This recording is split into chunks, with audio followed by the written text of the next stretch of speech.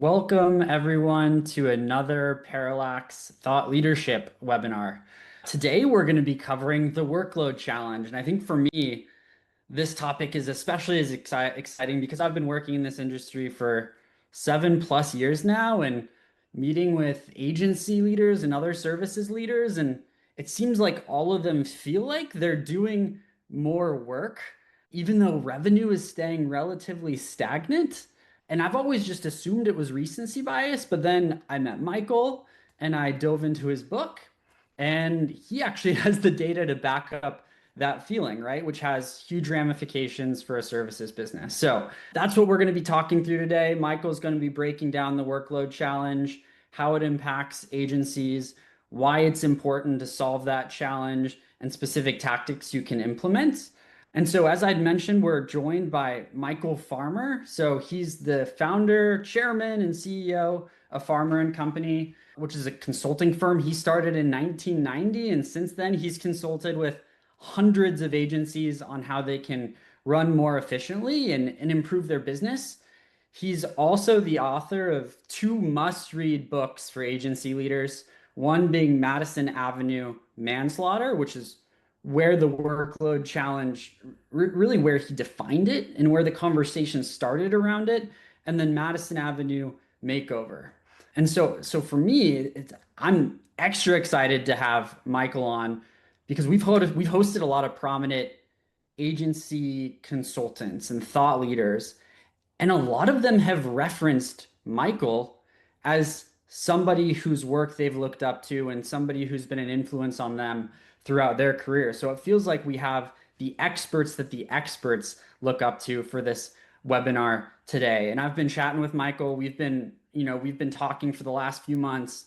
And throughout that time, I've just been so excited to introduce you, Michael, to our community and have you share your perspective and your insights. So, Michael, thank you for taking the time to join us. I'd love it if you could just kick off with a quick summary of maybe why you're excited about this topic specifically, and then also give us some context around your background and how you ended up being and building a career on doing management consulting for agencies specifically. Oh, Brett, thanks so much for having me. I'm quite honored to be addressing your listeners. Yeah, I think the workload thing is really important, and it comes down to the very first proposal that I made to an agency back in 1992, long time ago, before digital and social. I had just left Bain and Company, where I was the head of the London office, and I was living in the UK at the time, and I had a call from Ogilvy, who said, we were just bought a couple of years ago by WPP, and we're already not making our numbers.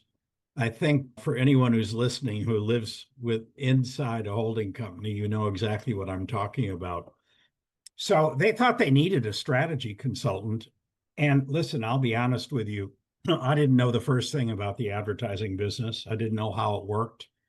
I think, like most people, I thought it was a black box, that there was this magical thing called creativity that you couldn't measure, touch, quantify, or anything like that. And somehow it drove brand growth. Anyway, when I was asked about if I could help on the business side of things, I said, well, let me tell you what I think I need to do. And that is, don't get me wrong, but treat you like you're a factory. You make ads. We need to figure out how many you make for each client and how much you get paid and what kind of resources it takes to do it, just like any other operation that is delivering outputs to clients. And he said, wow, that's an unusual perspective, but I like it. He said, but just don't use the word factory around here, which I better understand today for sure. So look, I just needed to know three things over about a 5-year period of time for each client. How much stuff do you make? What do you sell it for? How much income do you get? And how many people does it take to do it? And it turns out they had a pretty good fix on the fees and the income, and they had a pretty good fix on the number of people working on each account. They didn't have the slightest idea, and it wasn't written down anywhere, what work they were doing, even though every client had certainly knew what work was going on. And let's bear in mind, that was in a day when it was only TV, radio, and print. So we had to change things. We could not get 5 years of data. It took us about 2 months to go through job jackets in in the finance department to figure out exactly what the briefs were. But at the end of the day, for 50 creatives, we discovered they were doing 360 ads or so, TV, radio, and print. We worked with the creatives to figure out, in under ideal circumstances, how many people it could take. And we put in a little system that allowed them to track the work. And I'm happy to say that that got adopted a little bit more widely around Ogilvy in the UK and elsewhere in Europe. Simple days. The reason they weren't making any money, by the way, was that their creative directors were putting 3, 4, and 5 teams on everything, and that was not visible to the managing director. Yeah.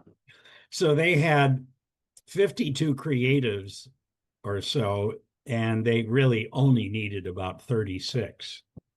And Yeah. they had 75 account people that were handling all the rework that was being generated by that. They probably could have gotten away with 50 to 60 client service people. So that was making a big hole in their income statement. And after we documented all that, they changed the way they did business, and they told the creative directors that they couldn't do that anymore. They could put Yeah. one team on everything unless it was the special circumstances. Yeah. And the 2 creative directors said, we can't work that way. And so he fired him. Now, I did that same work with Ogilvy for the next several years around Europe and later in the States. And then we got a relationship with Gray in Europe and pretty much did the same thing. All at that time, the income was great. It was still pretty much commission based. And it was just people were over investing in how many people they put on the accounts. That was really what was going on. And I helped people reduce the number of people. Now, by 2004, by my estimates, all the surplus people from the commission days were gone everywhere. I did a number. I came back to the States to relive, to reestablish myself in New York. And in 2004, I worked with Toyota, Mazda, Volvo, Kraft, American Express, Saatchi, a bunch of other agencies, and none of them had any surplus resources. Resourcing was no longer their problem. The problem was the scopes were starting to go up and up because digital and social were just creeping into the picture. Let me jump forward to 2020 or so. In 2020, I had a big holding company agency, and I discovered that the average creative was doing about 300 deliverables a year. Whereas if I go back to 1992, they were doing 7 per year. In other words, digital just was an explosion in the amount of work. And unfortunately, agencies were still not keeping track of the work or billing on that basis. Yeah. So I feel that, Brett, that the fundamental strategic problem that agencies have had is that the workloads are out of control. They're in the hands of the clients and not in the agencies. And the fee setting is in the hands of procurement, not in the agencies. And the amount of income is inadequate for the amount of work going on. And that leads agencies to downsize, to merge, to reduce their overhead and reduce the number of executives they have. It's led to all kinds of behaviors that have actually weakened the agencies over time and made them more junior as opposed to what they used to be. And at the same time, clients, most of the major advertisers stopped having high growth when digital and social came in.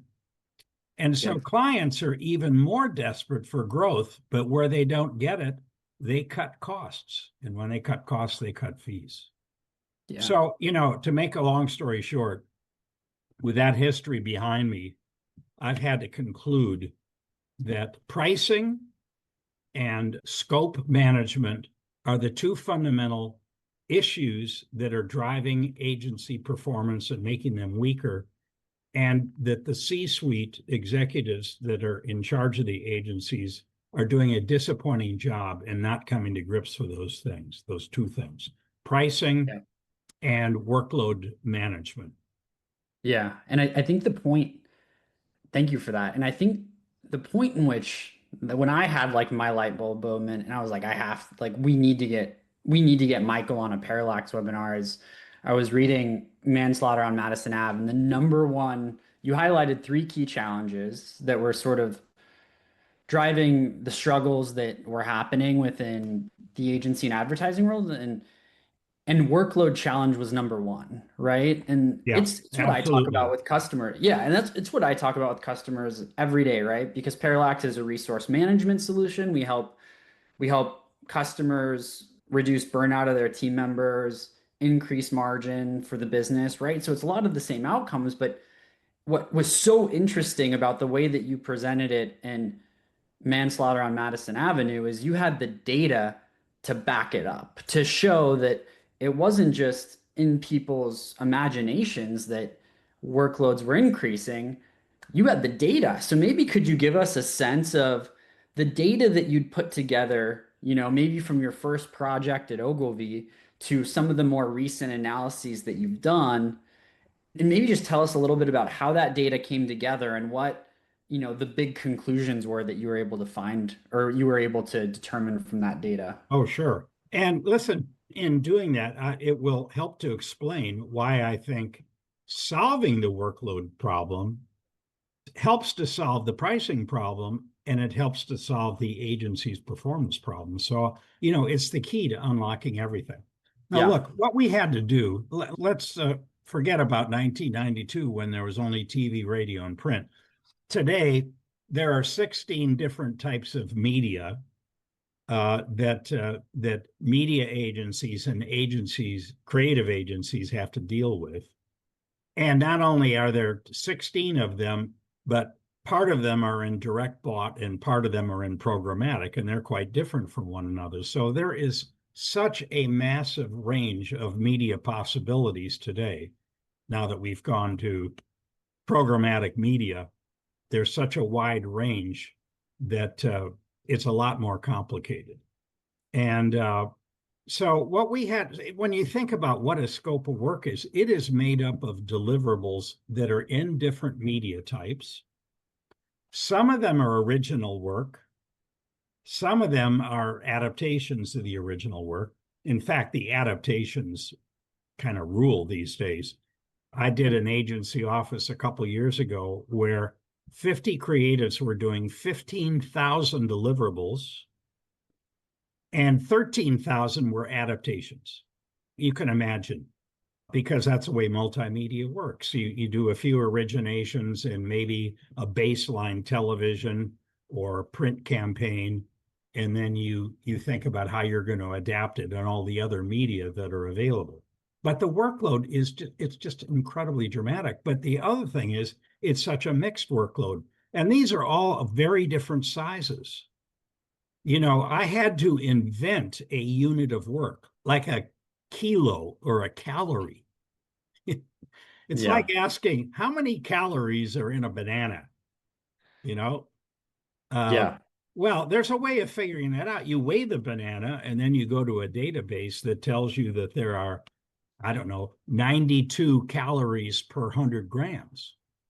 And then you know the caloric content of a banana.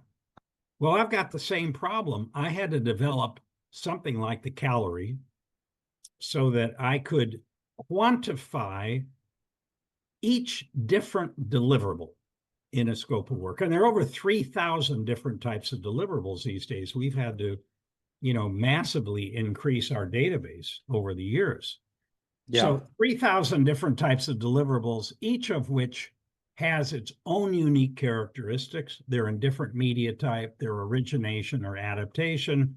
They have different levels of creative complexity.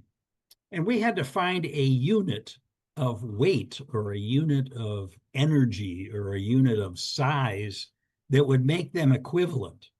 So we invented this thing called the scope metric unit. By the way, that was named by an agency creative that I hired to tell me what we should call this thing. He said, scope metric unit. That What was is a a scope metric unit? It's the size of an original TV spot, roughly. Yeah, that was a smart strategy to hire Yeah, the he was an creative ex-Saatchi brains guy. He was very to good. brand this. Yeah, to brand this for you. Yeah, he branded it, and I never would have thought of that. We were thinking of calling it a farmer standardized unit, which is couldn't be Yeah. more boring. But so we have this thing called a scope metric unit, and uh, a TV original spot is valued at about one. I'm simplifying it a little bit, and everything else is smaller, except maybe some web-based work, doing a home page, doing a landing page, Yeah. web page refreshes. They're a little bigger, but if you get down to a Facebook post, it's 133rd the size of a TV spot. Anyway, if you assign that value to each of the deliverables in your database, then you can add up 15,000 deliverables in an agency scope of work across a whole office. And you can say, how many scope metric units is that? How much, what's the caloric content? Well, what are the kilos of that scope of work? And it could be 1,000, could be Yeah. 1,500, it could be something like that. And then you could look at what the fees are that you're getting, and you could divide the fees by the scope metric units to get a price per scope metric unit. Okay, it's like a price per kilo when you're buying meat. Yeah. Uh, Which is it's interesting that that's a novel concept, right? Because if you think about every other industry, they're very judicious about measuring what they're producing and what their outputs are. So, based on your experience, maybe consulting with other firms at Bain and then starting to consult with agencies, like, why do you think agencies specifically have developed this challenge where they don't like they're signing these agreements with their customers, but they don't exactly know how much or what they're producing? yeah, that's a really, I've struggled with that question. And I actually wrote Madison Avenue Manslaughter to try to answer it because when I would go to dinner parties and things and people would ask me what I do, I say, well, I help agencies measure the amount of work they do and help them figure out how to price it better. They look at me like, are you nuts? Come on. I said, no, no, honestly. And Brett, let me go back. I worked at BCG for 4 years. I worked at Bain for over a dozen years. I don't know how many different clients I had. I have never known a manufacturing or a distribution operation that didn't know how much stuff it made or distributed and what the pricing for those things would be. Never once. And I couldn't imagine it even in the agency space. But then when you go back to pre 2000 or maybe even 1990, it was all on media commission. Agencies got paid on a 15% commission for their clients' media spend. That had nothing to do with the work they did, Yeah. except that media was integrated with creative then, and media was bigger. And they did the creative as part of the 15% commission. And by the way, they made a fortune on that basis because it was a very high price. I've analyzed that, Brett. The price, I went back and I recalculated the SMUs back in the old day when I first got started. Yeah. The price per SMU in today's dollars was about $430,000 per scope metric unit. Today it's Yeah. about 100,000. So today it's about 25% of what it used to be. Yeah. And That, I that's think how that much prices have come down. Yeah. come down by, 75% since I've been in business. So that's a really desperate situation.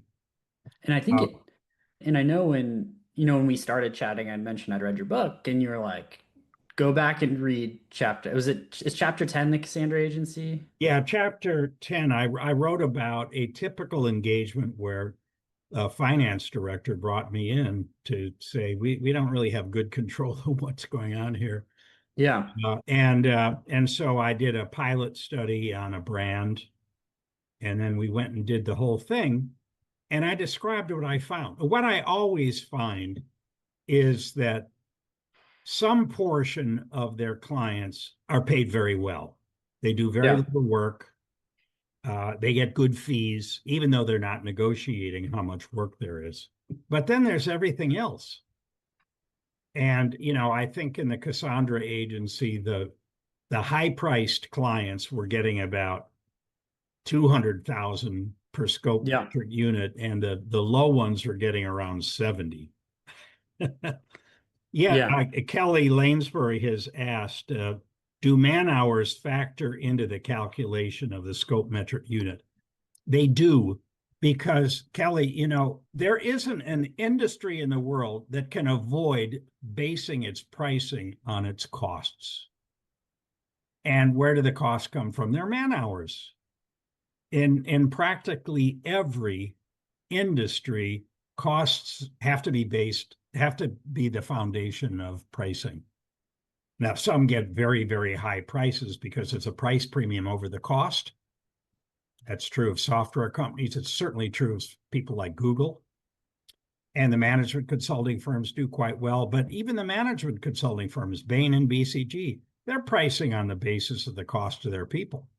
They're marking them up 5 and 6 times, whereas agencies are marking up their people 2 times. So I do use agency economics to price out a scope metric unit ultimately, but the size of a scope metric unit is really based on the creative time that it takes in an efficient relationship, the amount of expected rework, and other factors. But, still, man hours comes into the calculation of the scope metric unit. Now, You so and you I had to mentioned, develop a model, Brett, that had as a database the scope metric units. And then what I would do is put client scopes of work, the classification of the deliverables, into the model. The model would convert them to scope metric units. And then we would evaluate the appropriateness of the fees and of the staffing. And, what I found in looking at the Cassandra agency in chapter 10 of Madison Avenue Manslaughter is too many of the clients were understaffed and underpaid. And it was really stressing out the creatives. There is a metric that I use called creative productivity. That's how many SMUs, how many scope metric units should a creative have to do in a year? The right number is 5. I won't go into why, but that's the right number. And I was finding in the Cassandra agency that there were not 5, but in the underpaid clients, they were doing 7, 8, up to 12, doing literally more than 2.5 times the amount of work that a good creative should do. Agencies have a problem. Their staffs are stretched because they've been downsizing because their fees have been coming down. And those stretched staffs are trying to do way too much work. And the work can't be nearly as good as it would be if they had appropriate staffing. And it's not driving brand growth again. And yeah. so procurement, who probably doesn't value agency work in any case, just cuts the fees again or puts the agency up for review. That's the vicious cycle we're in right now. We And I have think there's, underpaid, yeah. understaffed agencies. The work isn't that great. Clients are not growing. Procurement cuts the fees. Agencies respond by downsizing, making it worse. Yeah. And I think to me, what I loved about the Cassandra Agency example is it resonated with a challenge that I see with like with customers and prospects so often, which is they don't always know which of their customers are most and least profitable. So the cool thing about your analysis is that you were able to essentially see how many dollars Cassandra Agency was getting per scope metric unit for each of their clients, right? Right. And so what you found was that essentially for the customers that were most profitable, they were getting paid 3 times more to do the same work than the Same customers quantity of that work. were, Yeah. yeah, Same quantity. Yeah. for the customers that were least profitable. And so if you think about being an agency owner, right? If you had, or a leader in an agency or a leader in a services firm, right? Like if all of your customers were at the bottom, right? Like if all of your customers were were giving you, a little bit of revenue for the amount of work that you were doing, you wouldn't be able to grow revenue at all. All your people would be burnt out. It wouldn't be a sustainable model. So when I think of like, and I know you talked about this in Madison Ave Manslaughter, but specific tactics, like what the folks on the webinar can do today, I think the big thing is figure out who your winners, like figure out your clients and your services and figure out who the winners and the losers are, and then understand, okay, now that I have this list of winners, how can we make some of these losers winners? Or do we maybe even need to drop some of the losers because they're sucking all of these resources and we're not necessarily getting paid for all that time the team is spending Yeah. But on it's those? hard to drop a client because they're covering overhead too. You Yeah. can, in theory, you can get rid of the people that are working on the account. But if you have a 100% overhead rate, then you still have that overhead. And now it's not being covered. In Just think about this. Let's assume that the scope metric unit is a fair measure of size or weight or something of a deliverable, right? In that example in chapter 10, the best client was paying $277,000 per scope metric unit. The worst client was paying 72,000. Now, in theory, those are uniform Yeah. those are uniform measures of what they're getting. It's like in a meat counter or something, one end of the meat counter they're selling steak for $35 per pound, and at the other end they're selling it for, I don't Yeah. know, one Yeah. sixth of that. It's just crazy, $5 and Yeah. losing money like crazy. Now, here's the other thing, Brett. You cannot use profitability of a client as agencies measured as a surrogate for who's good, because agencies struggle to make money on each client. They will understaff them to make their 15% margin. So I can't tell you how many times I've gone into an agency to say, oh, you don't need to look at this client. We make a great margin on it. And I say, I want to look at it anyway. And then I discover they're making a margin by seriously understaffing it relative to the work.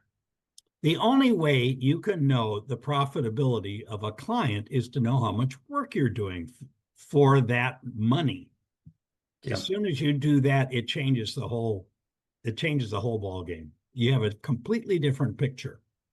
Clients that you might not have valued because they're difficult could be making massive prices per scope metric unit, and the ones that you might like for other reasons because they've got a great margin are being seriously understaffed, and the people working on it hate it. Who knows?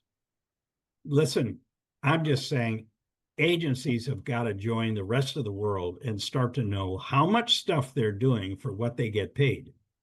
And the threat of AI ought to accelerate that desire, because right now, if agencies are paid on a man-hour basis, I've calculated that AI can easily take 25 to 30% of the man hours away. It will take away the man hours that are currently doing adaptations in social and digital media, which is, by my calculations, 40% of an agency man hours in a big integrated client are on adaptations.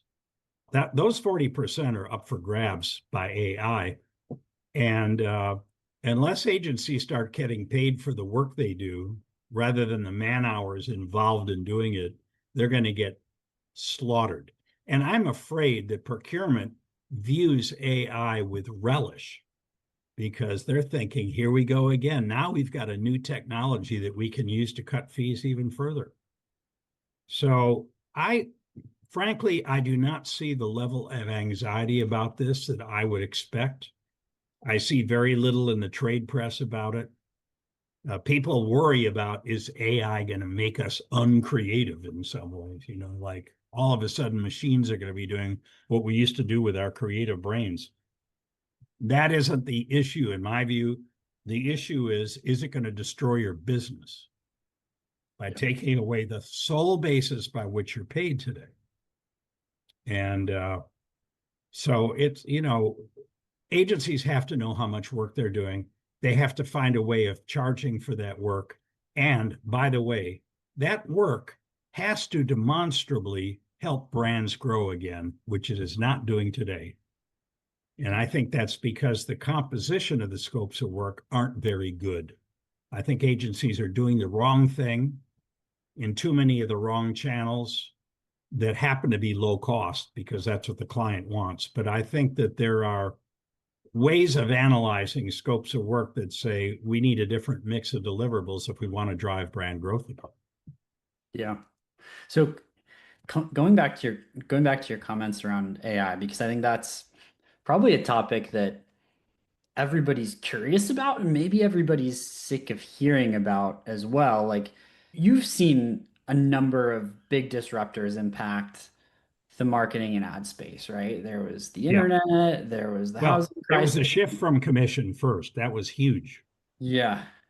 And then you had procurement that came in because it was too complicated for agency finance or client finance people to deal with man-hour billing. So procurement came into the picture, and their procurement's all about cutting fees, cutting costs. Then there was the disruption from digital and social media, which significantly expanded. Agencies lost AOR status then because they didn't diversify into digital and social, but there were specialized agencies that came in. So clients were all of a sudden working with multiple agencies and they ditched the single agency. By the way, there was an article in Campaign, I think it was today, that suggested AORs are passe. They should go out. Agencies should just do project work because it gives more creative possibilities. And here's another problem. Agencies have got to decide, are we in the business to do amusing creative work that goes viral, gets clicks, wins awards, keeps our creatives happy? Are we in the business of helping clients grow? If you're in the business of helping clients grow, you want to be working with them forever because you get to know the brands, you get to know the people, you get to know the culture, you get to know the data, you get to know the brand problems, you have mutual trust, your recommendations will start to be listened to. If you're on a project basis, you're just the new boy on the block.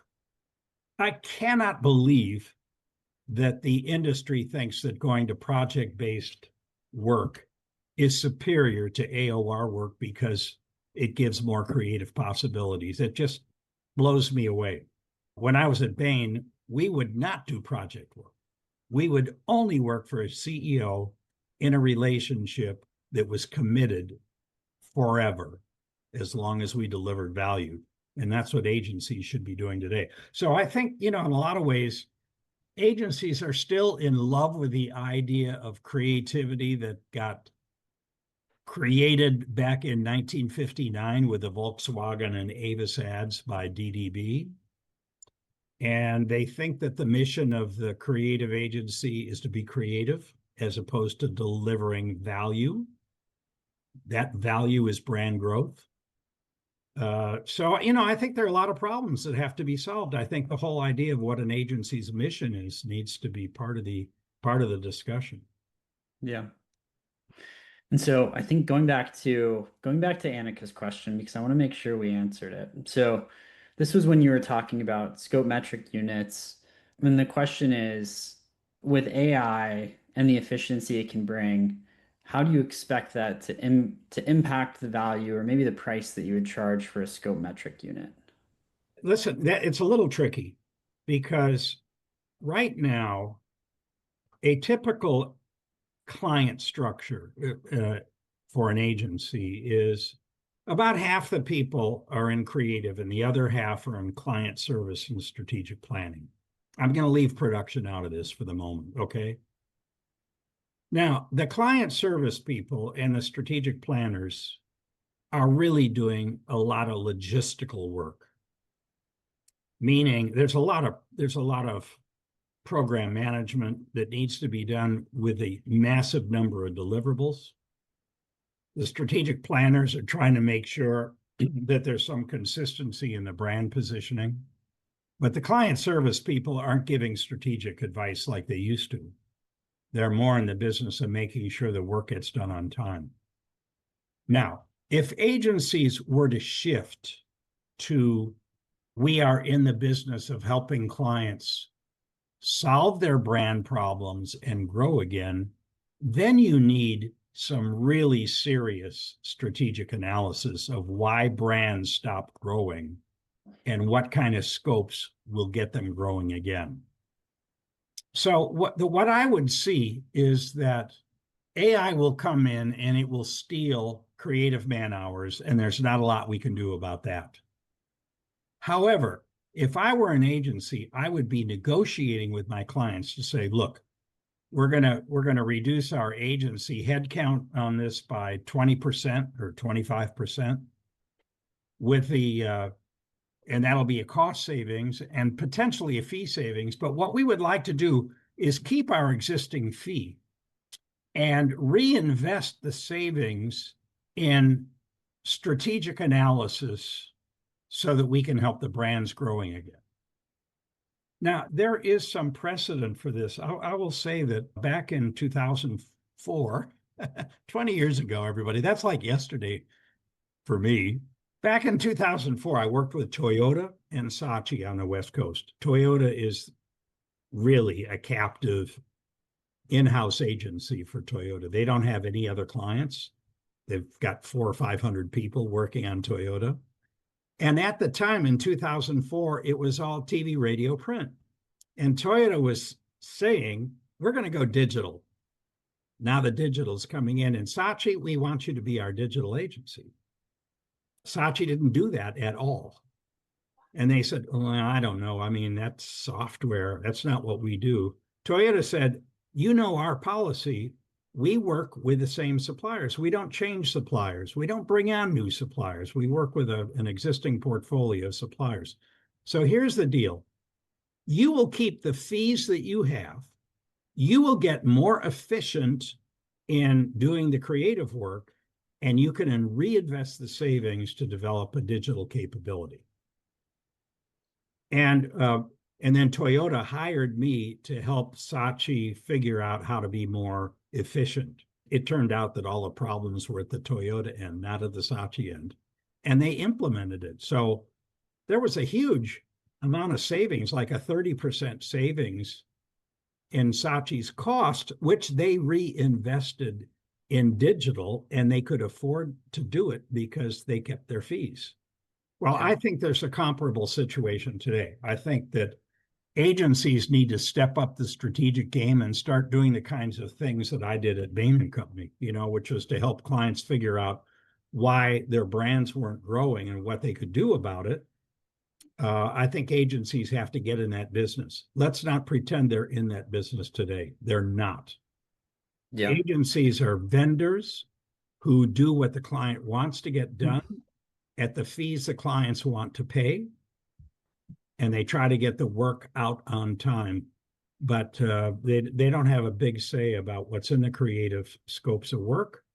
They don't even usually have access to the brand strategic plans, in my experience. So getting into being a strategic partner with clients is a new business.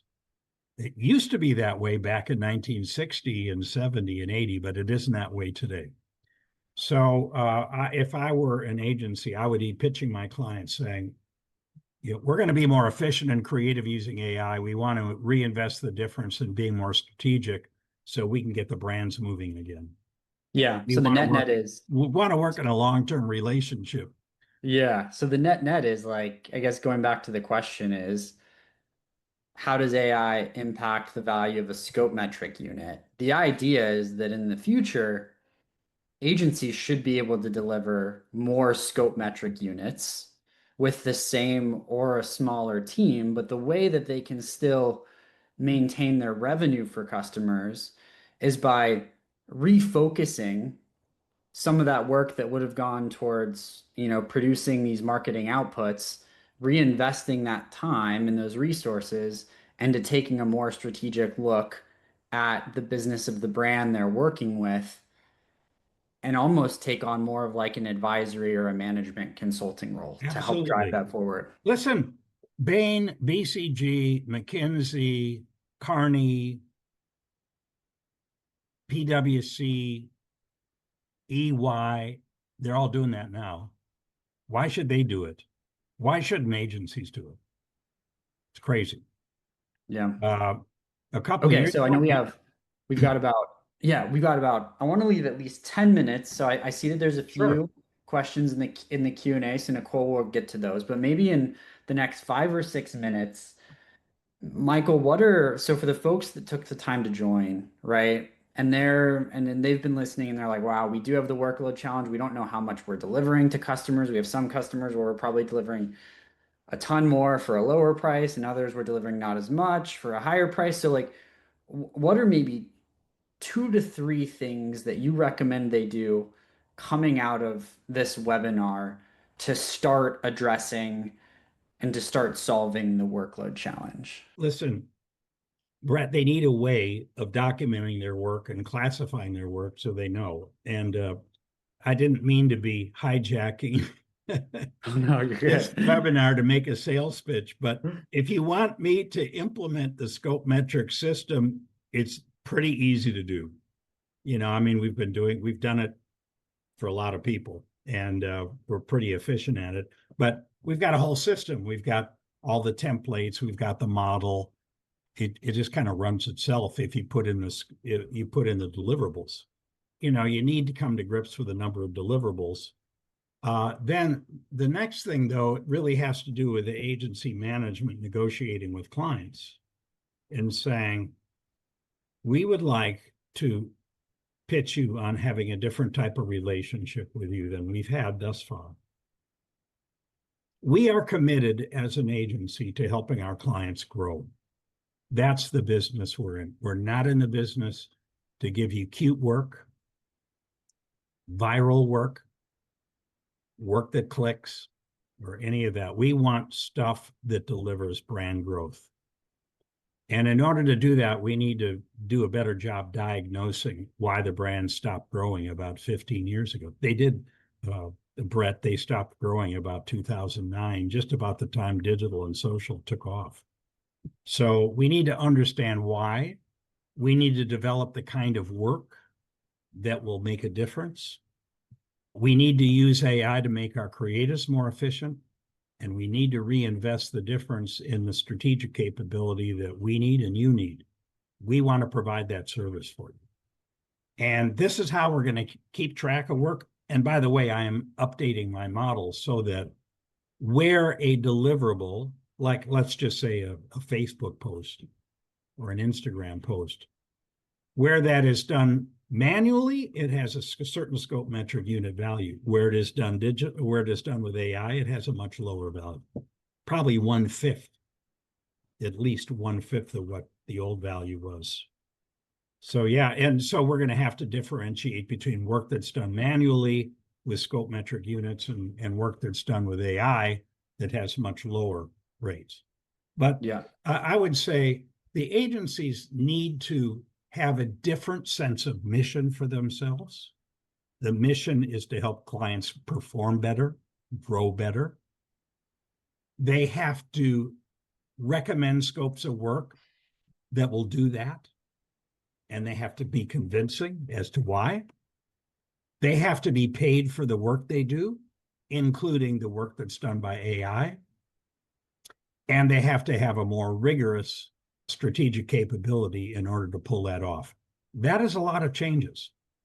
That is a real lot of changes, particularly for client heads that today don't keep track of the work that's going on. And the work changes every quarter, if not every month. But just like any other organization that makes things and sells them, that discipline's needed.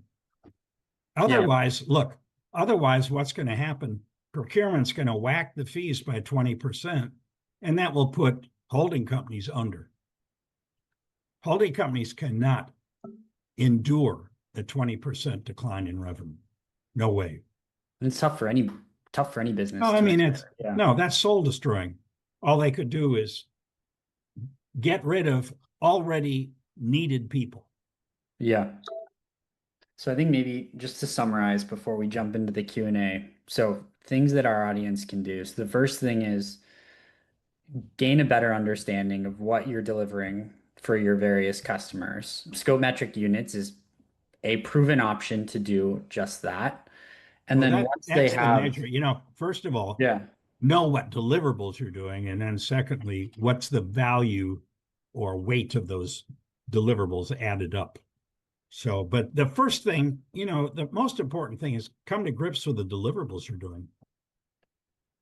yeah. Sorry to interrupt there, but Oh no, no, it's an important clarification. Then once you have that, right? Once you're able to understand how much work you're doing and how much revenue you're gaining from each of those clients, you'll have a list of your winners, which are the high profitability clients, and your losers, which are the lower profitability clients. And then the next step is probably to start having these conversations around how you can be a more strategic partner strategic to partner, absolutely. to especially the losers so that you can reframe that contract to be one, driving more value to the customer brand, but then also driving more profitability to your organization and you're not burning out your team members for those Yeah. for And those the clients. thing is, Brett, and certainly the consulting firms have found this over the last number of decades. When you're in a long-term relationship and you deliver value, you can raise your prices because because the value you are generating exceeds by a factor of 100 the cost to do it. In other words, there's a high return on investment. And the reason that the consulting firms have been able to maintain a 5 times multiple on the cost of their people when they calculate billing rates is because they deliver value that is in the billions of dollars for certain work, certain types of studies.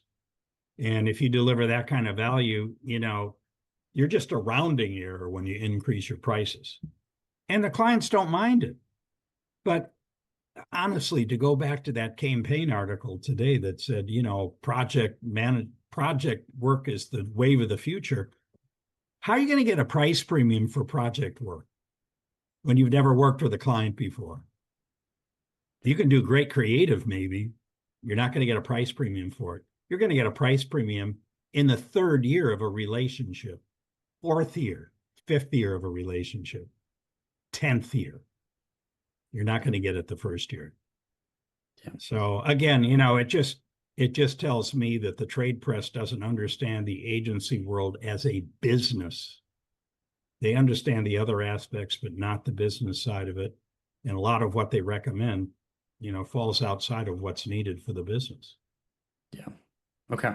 Yeah. I mean, I think that's a great point to end on some tactical steps around what folks can do to start tackling this. So let's move on. We have about 6 minutes for the Q&A-ish. So I think this will need to be rapid fire. So anybody that's on, please enter your questions into the Q&A. So we got two questions from Nicole to kick things off. So the first question is, can you please clarify the size of unit creatives and the number of creatives that they should work on in a year when you say five? So I think it's a question about like what goes into that and what you expect a creative to be able to deliver with 5 metric units Yeah, and what sure. No, deliverables I'm there. reading Nicole's question. Nicole, that's a very good question. And it's hard to answer because a scope metric unit could be one TV original spot. That would be like saying, when I say 5 SMUs per creative, SMU is scope metric unit, that could be 5 TV spots, original work, or it could be, I don't know, it could be 250 adaptations. It's hard to say. I will say that an agency that I did review that did 15,000 deliverables, of which 13,000 were adaptations, was cranking out 300 deliverables per head. And that was pretty close to 5 SMUs, by the way. The problem is that when creatives are doing a lot of adaptations, the adaptations are small and they have to do many to add up to an SMU. So it's pretty hard. It depends on what the mix is. And that's why we have to have the unit of work. You also raised the question about project work, saying it also makes it very difficult to staff and plan. Absolutely. Absolutely. But if you have a project work and you know what the deliverables are, and you have a way of turning it into scope metric units, then you can at least think about the staffing that you need for that. But otherwise, you're just wetting your finger and putting it up to the wind and saying, well, it sounds like something else that we did another time ago, but I'm not so sure about the time frame. It's hard. And any agency that goes to 100% project work is really better be good at estimating. Very, very good. And how can you estimate if you don't know anything about the quantities of work you do? Listen, for anybody that's got direct questions that we don't have time to answer, please feel free to email me or contact me on LinkedIn, and I'll be happy to answer them. Any other, so again, we got a few minutes left. Any other questions from the audience that we can answer live? My heart goes out to you because, listen, this is a time of enormous turbulence, and it's already bad, and it's about to become more turbulent. My heart goes out to the people that are trying to make sense out of it, trying to keep their jobs, trying to do the right thing for their clients and their agencies. It really isn't easy today. All right. And then maybe what do you think the opportunity is? So if you were to put a positive spin on that or an optimistic spin on that, Michael, where do you think that opportunity is for the Well, audience? look, 20 of the top 50 advertisers grew at about 1% per year, which is half of GDP growth. Many clients could easily see a doubling of their growth rates. Yeah. What that does for their share price is amazing, because I've discovered that even for the advertisers that aren't growing, their share price grows at 5%.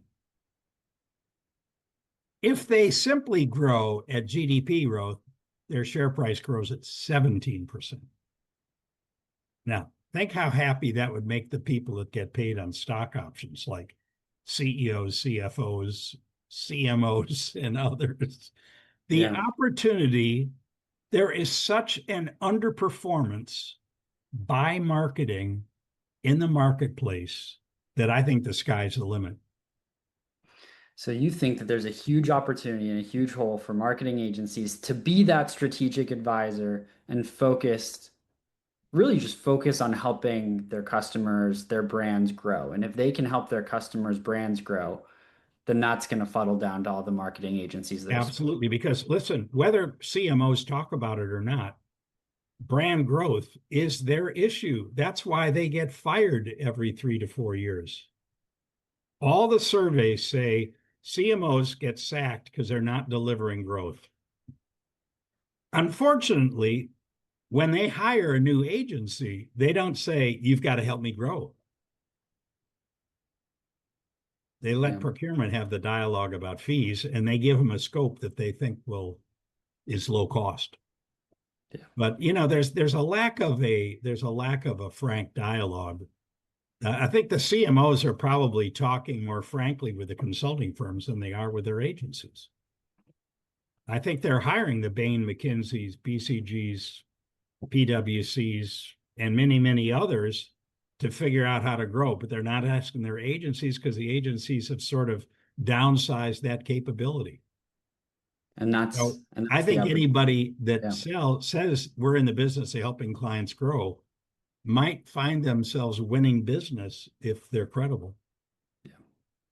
Yeah. So yeah, it's definitely gnarly, definitely tumultuous times, but I think as you highlighted, there's also an opportunity here. So I know we're at time, Michael. Thank you so, so much for taking time out of writing your new book to come chat with us and share your perspective. I Oh, know anytime. I love talking about this because it helps keep me sane. All right. All right. Awesome. Thanks, So everybody. thanks everybody for joining. Appreciate it. Bye bye.